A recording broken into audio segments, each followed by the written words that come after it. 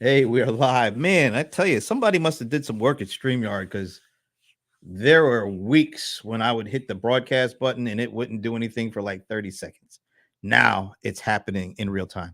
I'm just so appreciative of that. Anyway, it's Brent Larry. This is my first few good minutes of the week.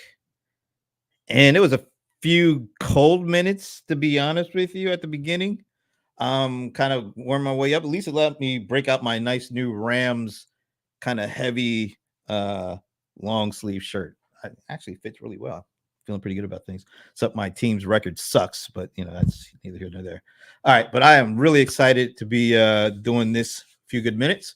It's kind of like a continuation because I've had this really great conversation. I guess it was about 2 weeks ago where I brought together some of my buddies who were also not just great in terms of knowing the enterprise app space and all that, because they actually worked in it, but they also are like VC guys. And so we're talking like Scott Beechuk, who's at Norwest Venture Partners, or Alex Bard, who's at Redpoint Ventures. And we like to call him the Golden Smog CRM, Anand Thaker, who is a kind of like a serial VC, PE, angel investor, advisor person, just a friend of the whole network. And I just brought them together to just start talking about what impact has AI had on investing in the enterprise space. And man, that was a great conversation. So great that I needed more. I wanted more perspective. Those guys, they kind of cover things that maybe more than one kind of perspective in the enterprise app investment chain. But they go from like the beginning to the end and late stages. But I want really to focus in on like the kind of the beginning stages. Like I think they call it seed investing. I'm an enterprise app guy, but I'm not like an investment guy. But I'm learning a lot from all these conversations I'm having. So they were like, "Hey, you need to talk to Ed." I was like, "Who's Ed?" And then I looked up Ed. I was like, "Wow, I really do need to talk to Ed." So Ed Sim is going to join me in a minute. But before we get into that, this is kind of another part of the conversation, but there's going to be a third part of this conversation because it's just really fascinating, not just to me, but to kind of like everybody I talk to in the space. So tomorrow, we're going to take another perspective, another look at these kind of things going on with AI and investing in the enterprise app space. But these are from folks that are kind of like more angel investors. They're not running huge funds, but you're putting their own money into these things. And so Larry Augustine is going to join us. I met Larry when he was the CEO of Sugar CRM. And I think he was CEO for Sugar for about 10 years. Then he went to AWS and was a VP at AWS for a couple of years. I think he worked right under, I think, Andy Jassy. But all the while, he's had his own venture arm. I think it's called Augustine Ventures. And so he's got a kind of interesting perspective since he led companies. He was working in the belly of the beast with AWS, and he's got his own venture. And then Keith Tier, who is not just a friend, but he's a member of the Gilmore Gang. So I'm been a Gilmore Gang member for a couple of years. Keith is also one of those angel investor, serial entrepreneur kind of folks. He's the CEO of Signal Rank, and he has a very unique perspective because he's not just looking at things in the U.S., but he's all over Europe. He's UK based as well. So we'll get him, and then we're bringing Anand back because Anand kind of crosses, the big side and then the angel investing side. So we're gonna jump into it tomorrow. So that's 3 p.m. the usual CRM players time. And we're also, of course, we're doing Stump the Godfather. What would a CRM player show be without Stump the Godfather at this point? So that's all tomorrow. So that's all. I want to get that out of the way. Now, when I speak with Keith just sent me some really interesting information. I think kind of helps set the conversation up with Ed. So I haven't really had a chance to look at these things, but I just look at the high, the top line. Excluding Gen AI, cloud funding is back to pre-COVID levels. So that means there's some people with money that are finally at a point in time where they're wanting to jump in and invest. And as you can see, wow, I mean, 47 billion this year. and it's growing at about a 25 year over year percentage rate. But this is the one that really got me. Private market funding growing again with 40% of the recovery driven by Gen AI. I mean, that's a hell of a driver. Gen AI, and it's not AI, it's saying Gen AI. It's really interesting. And just think about, we're not even 2 years into when OpenAI came out with ChatGPT. And look at what's going on, and look at how investment is being driven by this now by 40% clip. And then the final part of this is Gen AI investments heavily skewed by mega rounds in the US. So it's not just that there's a lot of money and it's being concentrated in Gen AI. This money is being thrown into these big mega rounds. So setting the stage here, because I think the really interesting part of this is what's going on and how AI is impacting the way that everybody's kind of operating in an enterprise space. But I wanted to talk about specifically what's going on at the very beginning and how all of these numbers are translating to seed investment. And so, Ed, thank you for joining me, man. This is great. I really appreciate you taking the time. We've never really spoken before. No, not really. We've never spoken before. And so I really appreciate you doing this and kind of helping me understand what's going on with AI in the enterprise space from your perspective. Well, hey, Brent, thanks for having me. And super excited to talk about all this. And it's kind of funny. It looks like all the names you brought up were all kind of, they're not your 22-year-old kid out of college. So I just want to bring up the fact, including myself. I wish I was, but I think the point is that everyone's coming back like saying, holy shit. I think people that have been around the block for a while, like it feels like the internet back in the day, right? The infrastructure layout, the build out. You're talking about $120 billion of infrastructure that was laid out at peak quarters, right? To build out the internet. And yeah, everyone was saying, where's the ROI? But 10, 15 years later, it was there. And it's the same thing with, kind of the cloud right now. Look at NVIDIA, the data centers, energy. You're talking about $220 billion right now per quarter being spent from the, big five, including Meta. And so the question really is, that you're asking everyone is there going to be a payback, and how does that affect investing, right? I mean, that's the fun part, is it's going to happen. We just don't know when and who's going to win, right? That's kind of why you play the game. By the way, my buddy Alan Berkson is cheering the fact that we've been around the block apparently, and he knows because he was around that block, the same block we've been around. It's funny that you mentioned NVIDIA, of course. I'm just pulling up. I literally got this notification. I don't even know if you can see it, but you can't really see it on here. It says, and this is from MarketWatch, NVIDIA is the single most important company for investors. These numbers show why. And we can't bring up the numbers, but it's all about the ability to leverage AI and Gen AI, I guess more specifically, to do things that I think most people are still kind of trying to figure out exactly what they can do. But you guys, and when I say you guys, I mean the seed investors, the VCs at the bigger end of the later stages. You guys are already like looking probably years past where most people are, and I'm just curious, when did you get the sense that AI, I don't know if it's AI or just specifically Gen AI, was really going to have the impact that it's already having, in addition to the impact that it'll probably have?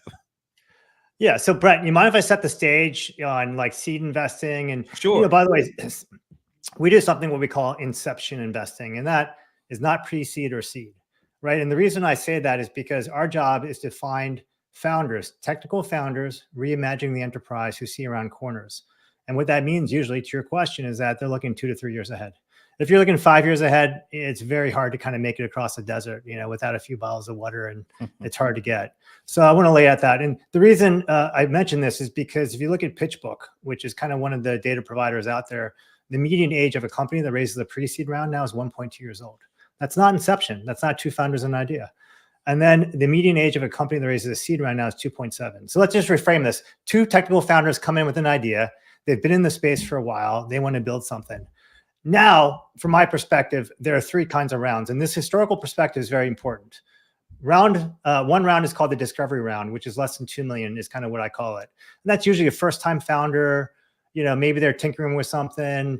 or a founder that just does not want to raise a lot of capital. They just want to get as capital efficient as possible because they want to use AI everywhere, right? So that's one founder. That's less than two.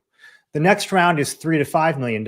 And that's what the classic seed round used to be, 3 to 5. Once again, it's not seed because it's inception. It's not 2.5 years old. It's an idea. And the third round, which is new, and this goes back to something that you mentioned with Keith, is I call it the jumbo round, which is greater than 5, usually 6 to 10, if not 15, 20, $100 million, right? So that's the stage of what, and they're all inception. If you're getting a third-time founder that's already exited before multiple times, they may raise 20, 30, 50. Or that same founder may say, you know what, I want to do things differently. Let me raise less than 2. And so I'm not smart enough to look around the corners. I just trust founders who do. And so when they come in, and everyone, 95% of all founders tell me a story. They tell me a broad problem they're solving. And 95% of the time, it involves Gen AI. But the best founders don't bring it up first. They bring it up last because they know that you still have to solve a problem. You need to figure out what product you're delivering. You need to zoom in on the end user. And then hopefully Gen AI will help accelerate it or deliver a better product or whatever. And so what I'm saying is that we've been here before.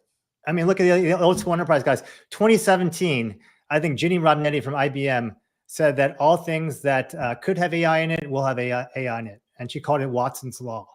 Look, we started investing in what was called AI back in the day in 2016, 2017. I got very involved early in the automation space. Sold a company to Automation Anywhere. We sold a company to PagerDuty. And guess what? Back in the day when we were trying to do automation, it was really machine learning. It was more rules-based. It didn't handle unstructured data very well. You needed human in the loop. Even just looking at a PDF and grabbing, OCR technology, man, that is all blown up. Look at it now. Fast forward. Gen AI is really good at unstructured text. And the opportunity for me to reinvent existing workflows is off the charts right now. And all the old founders that I mentioned before, they're coming back and saying, holy shit, this is really like the moment for them to come back and take all those skills that they learned and bring it to the table. So, that's kind of what I'm seeing now. And I feel like we're just at the beginning of the curve. I'm talking that, sure, there's 200 billion, 220 billion being invested in infrastructure. There's going to be a lag period, 12, 24, 36 months before it gets fully deployed in the enterprise, till trust is developed, till security is developed, till privacy is developed, hallucinations go away. But that is the opportunity ahead for all of us who want to build. It's easy to take an API and just put a wrapper around it and say, hey, give me something. It's hard to deliver it on people's stuff privately, securely, at scale, 99.5% accuracy. That is the opportunity ahead. So that's my framework.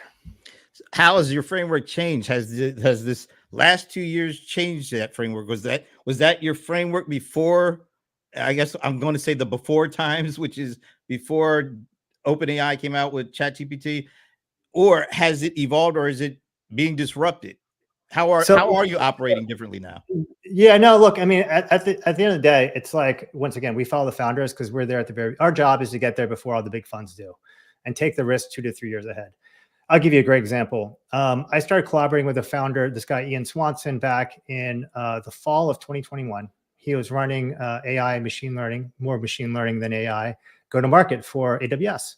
You're talking about SageMaker and a lot of the other products. And he's like, I'm working with some of the largest enterprises in the world, and they have zero visibility on what models are in production and how secure they are from a security perspective. The data people know what models are running, what are in production. He's like, I think there's an opportunity to build some AI security platform that goes end to end, that looks at vulnerabilities to score it, et cetera, et cetera. And so we collaborated with him. And we're like, holy crap, yeah, this is great. And he raised a pretty sizable initial round of $10 million. And I remember in our investment memo, we were just talking about it internally. We're like, we do know that this is going to be a massive problem. We just don't know when, right? And so let's make sure Ian has 3 years of funding. Go build your product. We're pretty certain that a guy like that with the team that he built, this guy D and Badar, they could get to 10 million of ARR within a few years, no doubt. The question is was that going to be it, or could they get to a 20 or 50 or 100? Well, guess what?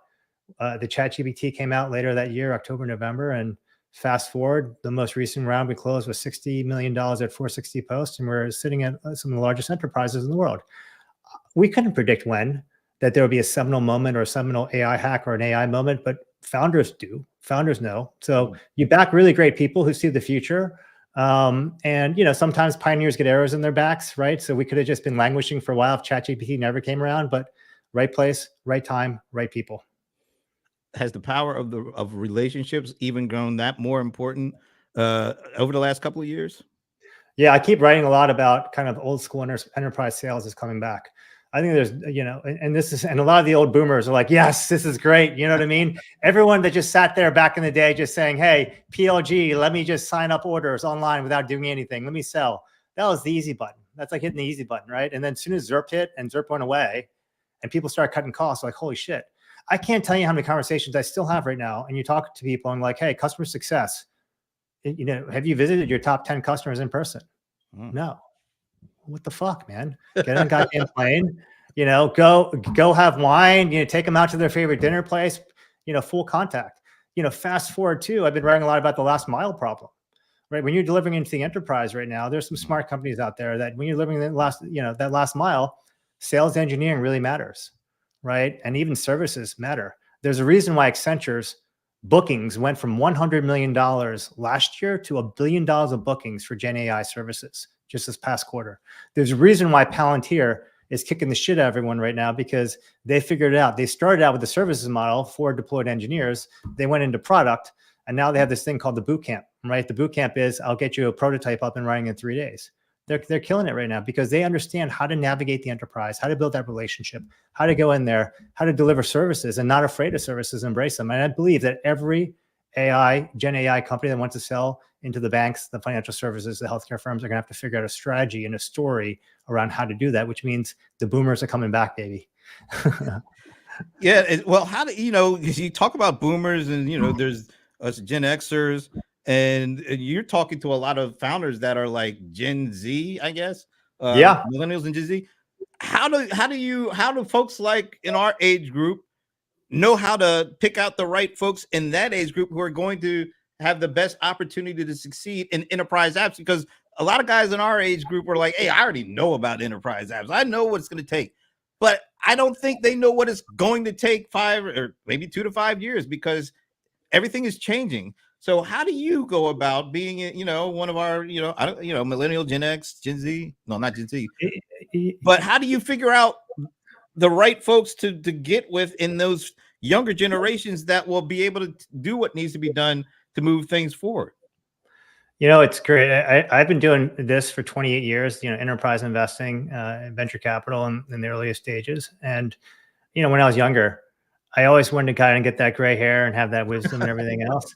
And by the way, now that I have it, it's kind of like, don't over rely on it, to your point, right? Because pattern recognition is one thing, but if you always say the fact that could never be, you're gonna miss out on everything else.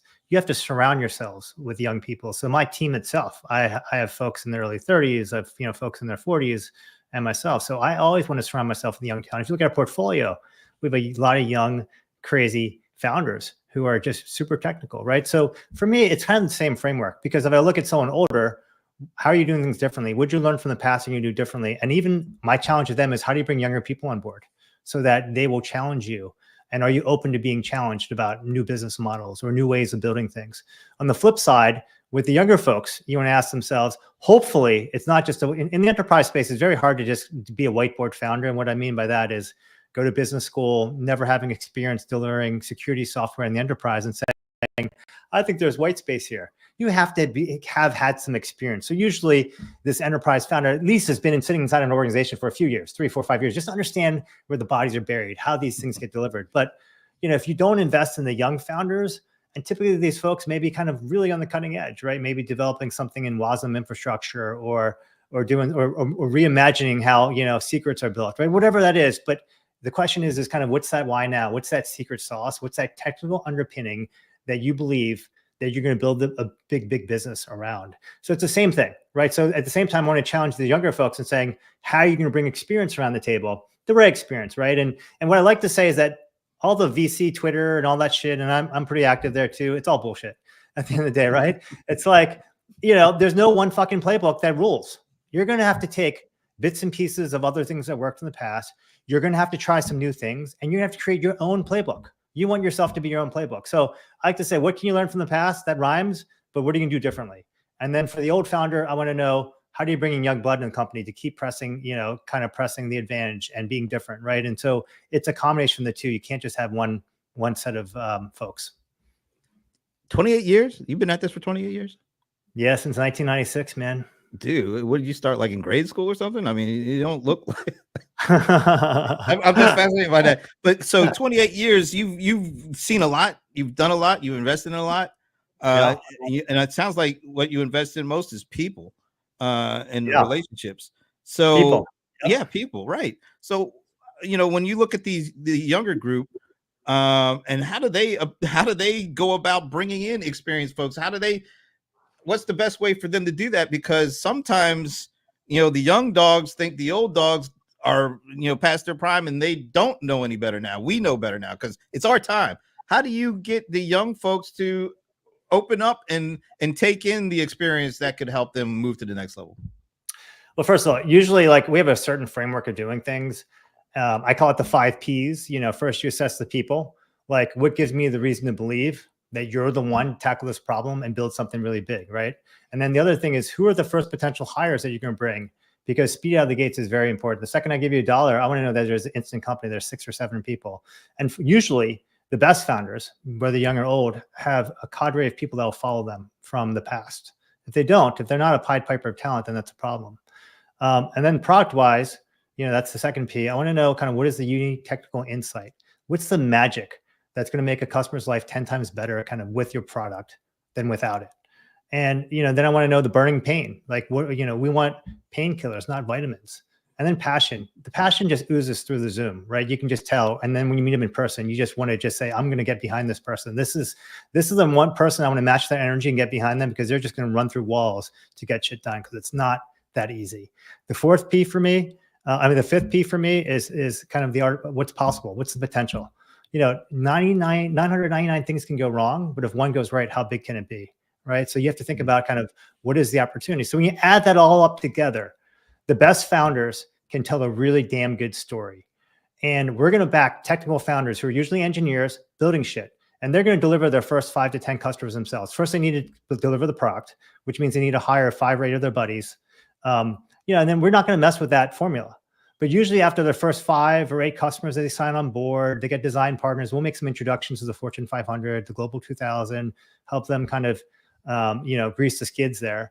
And then usually they're like, holy crap, I need someone. I know how to sell this thing. I need someone to teach. I need someone to sell. That's when you start bringing some more experienced people in, right? And a lot of times they're open to it, because you know what?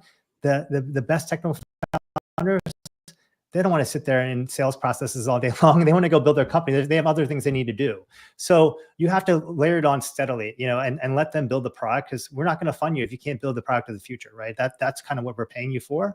And then when you get to market, that's where you need help. That's when experienced folks can kind of come help you on that journey. I want to play this little clip from the show that I did with Scott and Alex and Anand. I asked them a question. I'm going to ask you the same question.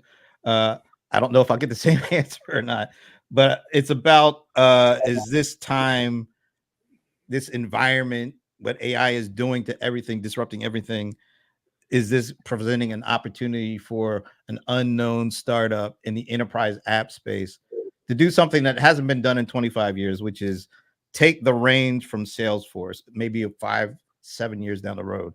So I'm just going to play this little clip and then we'll get back to it. There for a new startup in the enterprise space that comes out of like nowhere and upends what's currently going on, and maybe even upends the big boy on the street, Salesforce. On a scale of 1 to 10, 10 being the most likely, how likely is that scenario to happen? I think it is more likely than it's ever been, to be honest. It's seldom that companies stay in the prime sort of disproportional share of the market position for 30, 40, 50 years. Now, the incumbents today, I think, are much more powerful than they've ever been in the past. They move much more aggressively. They have more resources. They're self-disruptive. And Mark is a visionary. He will not sort of let the light dim. But I'm a believer in startups, and I'm a believer in innovation. And while incumbents have distribution and data advantage, startups have, I think in this case, business model and agility, innovation advantage. All right, I'm going to stop it right there, because I could have let this go along, because there's a lot of great stuff being said, but I know that you have a friendship with Alex, so I just thought I'd leave it there. Well, Alex is great. I talk to Alex a lot about this. We have board conversations about this, a customer. So the question is is someone going to come and disrupt Salesforce or blow it up in 5 to Well, 7 years? let's say, yeah, let's say dethrones them from the position they've been in for the last 25 years. Yeah. Uh-oh. Looks like All right. you're a little okay, I think you're back now. Okay. Yeah, I'm back now. So the question, what's the question? Okay. So with everything that's being disrupted by AI, and Gen AI, maybe even more particularly, does this present an opportunity for some unknown tech startup in the enterprise app space to actually, like, I'm not saying like tomorrow, but maybe 4 or 5 years down the road, be able to disrupt Salesforce from its kind of leading position in particularly in the enterprise app space and the CRM space? Is that something that could potentially happen with all the upheaval that Gen AI is causing? Yeah. Well, look, I shouldn't do this job if I didn't think the opportunity was there to reinvent and kill dinosaurs. The answer is absolutely 100% yes. The reality of it is that it's $35 billion of kind of revenue right now. So no one's going to hit that in 5 years.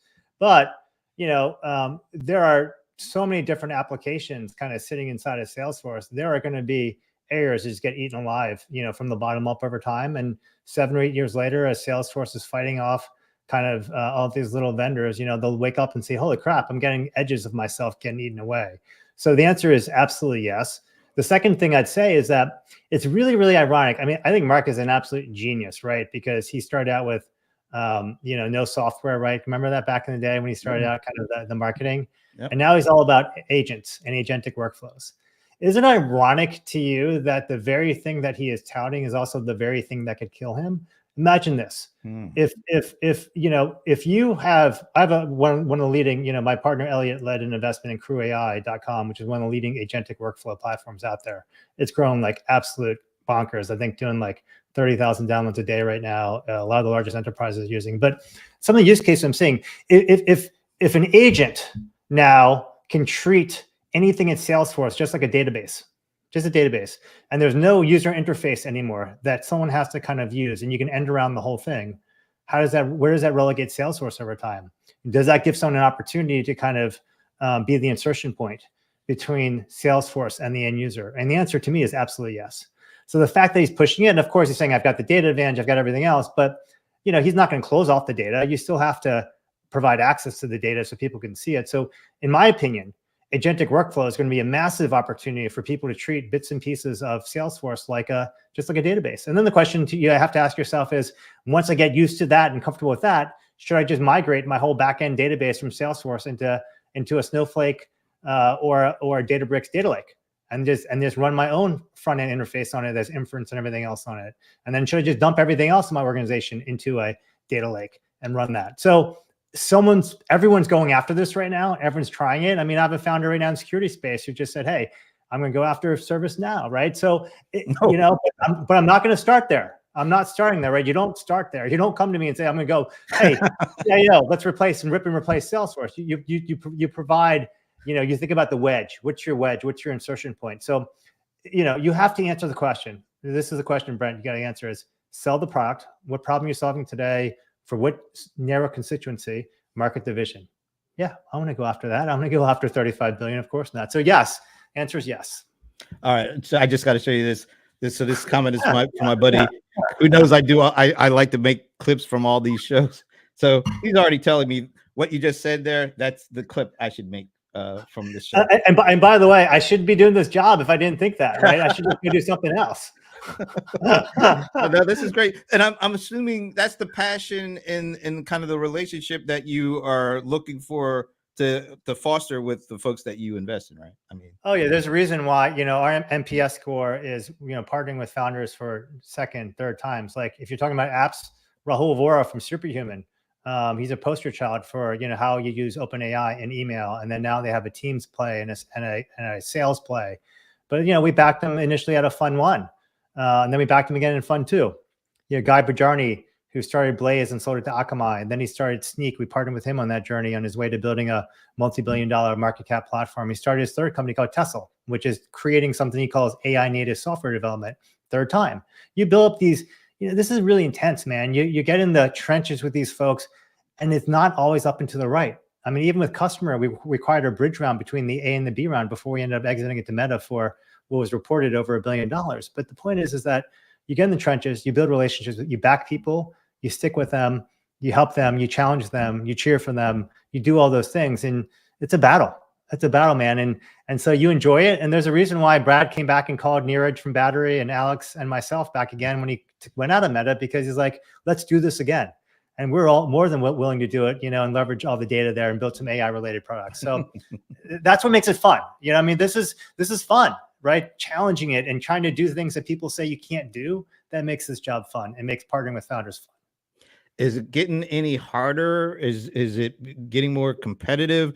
Has the Gen AI component to what you do made it harder for you to determine the kind of companies you're looking for, or to not identify them, but to bring them on board? Because I'm sure other VCs are looking to do the same. Is it getting harder to do what you do? Man, for the time when I started this 28 years ago, it was a cottage industry. Silicon Valley was the only place that had venture capital, that did venture capital.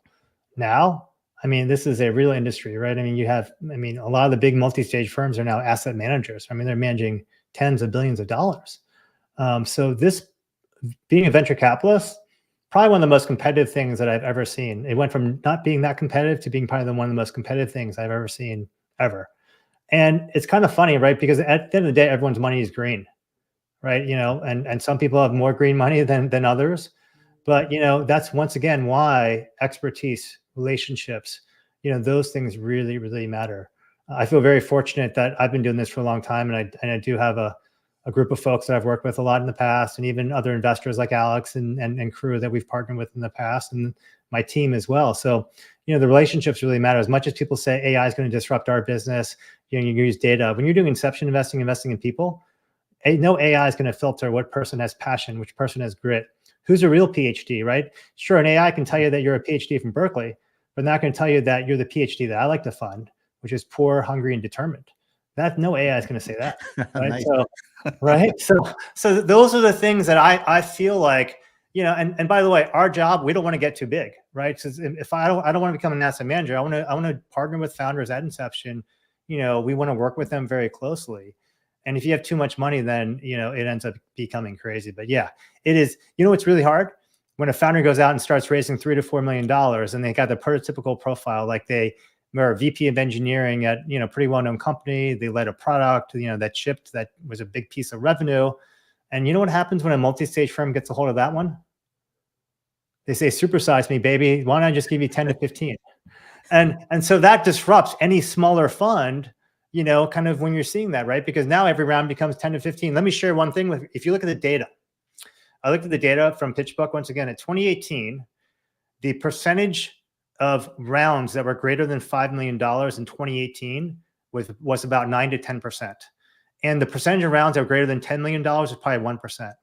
Fast forward to the end of Q2, the percentage of rounds greater than $5 million this past year, 20%.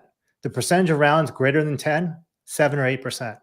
I mean, you're talking about this is what's happening. This is, once again, when bazookas get pointed at two founders with an idea, lots of money gets thrown out. And then you throw the Gen AI compute costs and everything else in, and it becomes a different game. So for people like us, you may ask, like, what layer are we playing? Well, traditionally, we've been probably 75, 80% infrastructure layer, 20% app layer, 25. We're probably 58% app layer, 50% infra layer. Wow. We're not investing in, I'm not the guy that's going to invest in the next OpenAI, right? That's a very capital intensive business. We'll get squashed in that game. Look, someone's going to make a shit ton of money doing it. And there'll be a lot of money that's lost, right? There'll be more competitors that lose money, but the amount of money that gets made from the winner will be much more than what's lost. But that's not a game for us, right? That's a game for larger firms that to play. So you need to know what swim lane you're playing in, what game you want to play in. The game I like to play is like, hey, every time a new model gets released or open source comes out or, whatnot, is your product getting better? Can you actually take advantage of that? Can you leverage that? And then let's think about all the last mile problems. Let's think about kind of the delivery and everything. Let's package this all up, right? What's the why now moment? Like, why are you taking something that existed in the past? And why is kind of, for example, Gen AI helping you or changing kind of the landscape? Or why is this a completely brand new category because of what's happening now that people don't see? And, that's kind of the game we're playing. So And thanks for the time. We're going to wrap it up. But as you were talking, it brought me back to, I think it was June, maybe June or July, where the big news was Andreessen Horowitz buying like 20,000 GPUs from NVIDIA and using that as a kind of a way to entice the kind of companies that they wanted to invest in. Say, hey, you can use our stuff here to get everything moving. Is that, I mean, of course, Andreessen Horowitz is probably playing in a different perspective there, but is that I like those guys. We've actually partnered at Inception with a couple companies too, but anyway, yeah, keep going. Is that something that you find yourself having to wonder if you're going to have to get involved in any of that kind of activity to get the right companies on board, to create the right environment for them? No, I would hope that, you know, the amount of credits being offered by Azure and AWS right now they're significant, right? You're talking about, you know, 250K, 300K credits out the gate initially. So there's enough compute to be had right now. The compute that you would need for that stuff is if you're going to build your own foundational model or do something like that. Yeah, then you're going to need some compute. But I would hope to be not in the most intense compute intensive businesses where my margins kind of are slim. I would like to be in businesses that, you know, where actually I can have a higher margin and build out other things. So that's not a game that we're really playing, and it hasn't really affected us, to be honest with you, from a partnership perspective. And look, for example, perhaps if we did end up getting involved there, then sure, maybe we'd call them and say, let's get involved together, right? Makes sense. Let's see, I got one question from Alan Berkson. Is there an investment opportunity for services? So we talk a lot about platforms and applications. Alan, you crushed it. I've been writing a lot about services myself. Once again, look at Accenture, look at Palantir. I wouldn't say that, you know, maybe, look, you could probably create the next Cambridge Technology Partners or Sapient or Viant or Scient right now. You probably could, right? There was a Morgan Stanley kind of Q3 CIO survey, and there are 22% of CIOs that said Gen AI is not affecting my budget, and they listed reasons why. Lack of technical skills was 42% of the reason why. So the answer is do you remember in the heyday, IXL and all those companies? Remember that back in the initial web? I'm telling you, this is kind of where history rhymes. So someone could probably do that, create a tech-enabled services, maybe create their own platform to deploy things. But I would also then say that there are other companies like Glean that are out there, right? They're actually going hardcore in the enterprise as well and have gone from just search to full-on infrastructure. And yes, they're going to use services as well. So I think that back in the day, if you remember, you know, it was like the 80-20 rule. It's like 80% products, 20% services. You know, if you look at the revenue, I feel like the smarter people are already starting there first and moving very quickly there to make sure and handhold the enterprises, because there's still a gap between pilot and production. So if someone does start the next Sapient and Viant and Scient, you probably could use Gen AI to be even more efficient than before. That opportunity is available. But at the same time, if you're going to deliver enterprise software at all, you better not be afraid to embrace services, because you're going to need that to deliver large contracts.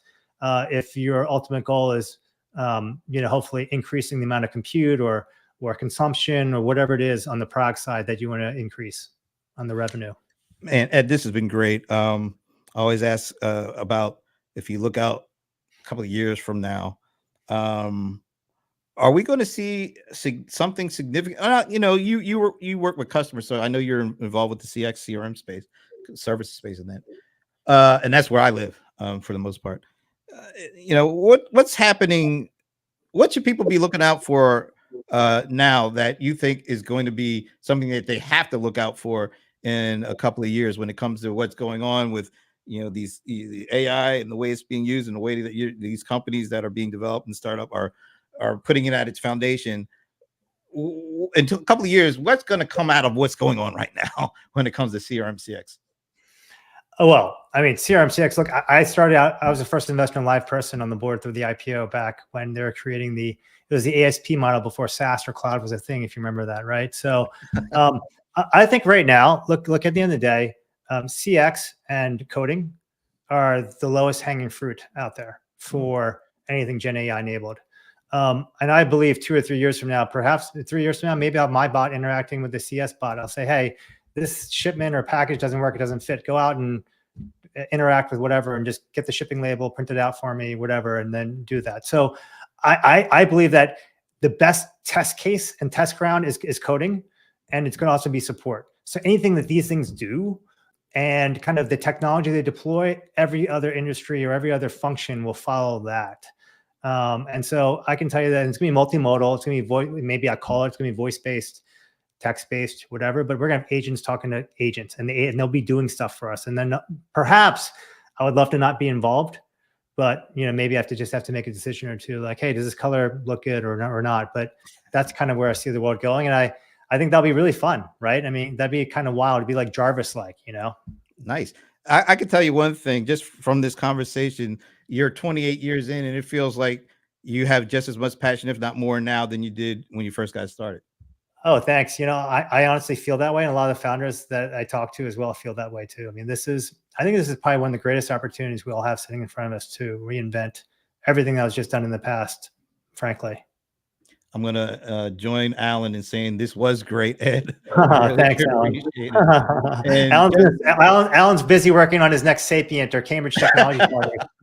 Now, many people on this video may not know who they are, but go look it up, because at one point, Science or Viant, those things were darlings for a while. Hey, I'm an old PwC guy, and there's some tie-ins for those companies as well back in the day when I was working there. Ed, where are you based? I'm based in Miami. So I was in New York, based in Miami, and my team is distributed. We have a couple folks in the Bay Area, one in Boston, one goes back and forth between New York and Miami. We have one in London. Wow. Okay. So I always ask my guests the following question, and this has been a great conversation. But if this answer is the wrong answer, I'll probably never speak to you again. So, there's no pressure or anything. Do you have a favorite NFL team? Yeah, I think it's the Baltimore Ravens. I grew up in Baltimore, and I'm a huge Ravens fan. And look, they left. The Colts left when I was 8 years old, and you probably ask, like, why am I a Cleveland Browns / Ravens fan? But all my parents, my friends, they just love it, and I love defense. I just love kind of just Here's a great joke. My son played football for a year, and I remember the coach sitting down and telling the kids, they're 10, football is not a full contact sport. It's a collision sport. and by the way, that's what I like to say about startups. Gen AI startups right now is not a full contact sport right now. It's a collision sport. Strap on your helmet. It's going to get cracked. You're going to pick yourself off the floor. You can get decked. You're going to get concussions. But, if you keep getting up, you're going to build something really big. Yeah, and that will be a clip too, Alan, just to let you. You don't have to tell me. That'll be a clip too, Alan. All right, and there's only one wrong answer. And Baltimore is definitely not the wrong answer. The only wrong answer is the New England Patriots. They beat my Rams twice in the Super Bowl, and I feel. Oh my gosh, I remember, like, 2-yard line, man, like that cat. Oh my God, like I remember watching that game. Yeah, thanks. I'm sorry. All right, Ed, it's been a real pleasure talking with you. Where can people go to learn more about everything you do? You can go to inception.vc. That's kind of that goes to boldstart. You can also find me on Twitter or x.com/edsim, EDSIM. Awesome. And I would love to do this maybe a couple months down the line, see where things are, because this has been a great conversation. So that'd be fun. I really enjoyed it. I love your questions too. This is great. Awesome. All right. So thanks to everybody out there. Thanks to Alan for all the great questions. And remember, tomorrow is kind of another chapter to this conversation we're having with Keith Tier and with Larry Augustine and with Anand Thaker. So see you tomorrow at 3. And yeah. take care, guys.